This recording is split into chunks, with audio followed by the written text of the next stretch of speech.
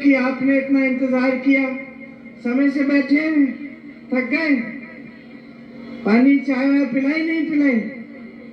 पिलाई।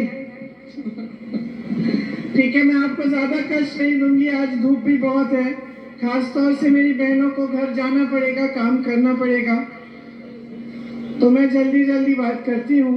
मंच पर आसीन सभी नेतागण, सभी कार्यकर्तागण, सभी कांग्रेस के पदाधिकारी, आप सबका इस सभा में बहुत बहुत स्वागत है।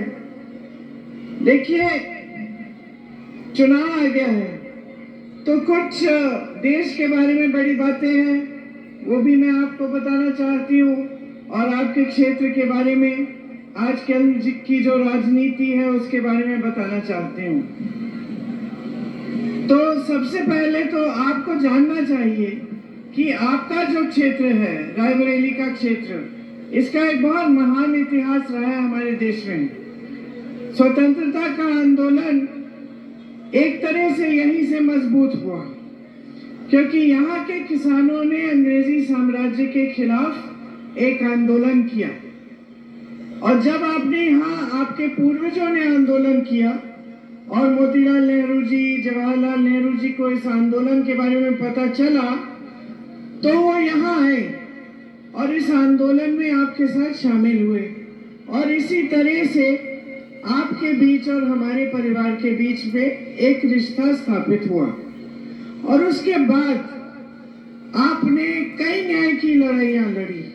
हमेशा रायबरेली की जनता जागरूक रही है, और हमेशा आपने न्याय के पक्ष में ही आंदोलन किया, न्याय की ही लड़ाई लड़ी। तो जो राजनीति यहाँ रायबरेली में स्थापित की आपने, और जो यहाँ से उभरी, उसके मिसाल फिर जवाहरलाल नेहरू जी, इंदिरा गांधी जी, ये सब रहे। बड़े बड़े नेता थे, लेकिन आपके बीच साधारण व्यक्ति की तरह आते थे, आपके घरों में आते थे, आपकी समस्याओं को सुनने आते थे, आपको किसी बात का दुख था आप बताते थे, और आपकी समस्याओं को हल करने की उन्होंने पूरी कोशिश की। तो जितने भी बड़े बड़े काम यहाँ रायबरेली क्षेत्र में आजादी के बाद हुए, ज्यादातर इंदिरा जी और सोनिया जी के कार्यकाल में हुए। इंदिरा जी की शहादत के बाद और मेरे पिताजी की शहादत के बाद, जब मेरे भैया अमेठी के सांसद बने, तब सोनिया जी, मेरी माता जी, यहाँ आई और आपकी सांसद बनी।